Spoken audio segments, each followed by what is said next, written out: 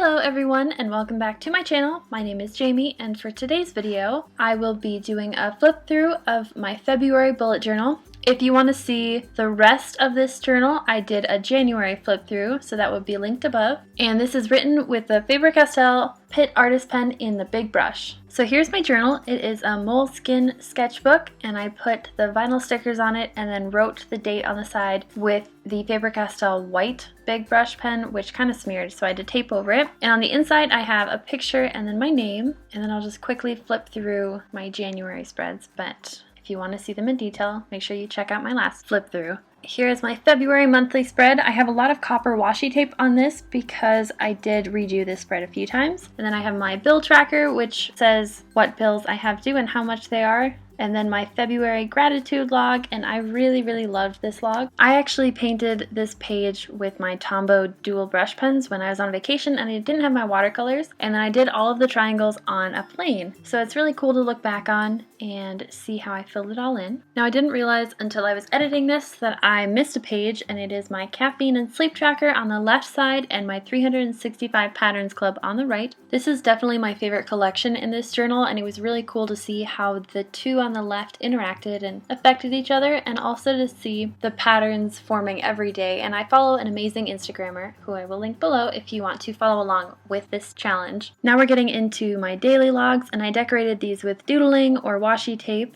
Now my bi-weekly spread, I really liked the colors on this page and the gradients that I used. It was cool to see my water tracker in action, some YouTube video ideas, and a doodle, and then more of my daily pages. They're all pretty consistent. I just write the day when I start it and then write what I'm going to do. I've started tracking my sleep and coffee on the side so that I can mark it down. I've started doing a mini brain dump for my weekends so I can organize the things I have to do and prioritize them. More daily pages with watercoloring and doodling and stickers and washi tape. I've seen a lot of Instagrammers that have a color theme for their pages, so I've been trying to do that a little bit, kind of stick to the same color scheme, which has been working out really nicely so far, and I'm trying to incorporate more color into my journals because I always find myself going back to a variation of black and white spread. And then this is one of my favorite daily spreads ever. I like all the different textures and the colors. I really like my water tracker right there and my little pictures, and I just love how it turned out, especially when I tried using the pink. It turned out really nicely. And then a quote that I wrote: more espresso, less depresso, because that is true. And then action expresses priority, which I also love how that turned out. And my bullet journal advice that I was writing down before I made my video about it, which you should definitely check out. Some more daily spreads. I tried using paint chips and then making a nice little collage, but they didn't stick as well as I wanted them to. Then I tried embossing, which was really cool, and had to go to the DMV, which was less fun than I wanted. And this is the last page of my February daily logs. I tried using gesso on this page and it just did not work for me. It feels awful. I don't like touching it. More embossing practice and just some test pages. I have a really nice test page for my markers, but then I also just scribble around when I need to sometimes. So it doesn't always have to be perfect. And then if you don't follow me on Instagram, you definitely should, because I wrote this and also painted it on my Instagram if you want to check that out. My bucket list, which was in my last flip through, and the same with this at-home coffee bar. Then my year-to-glance calendar, a post-it, and I always put my Jimmy John stickers in the back. I don't really know why, but I've always done that with my journals. A picture that I never ended up using in this journal, but I will put in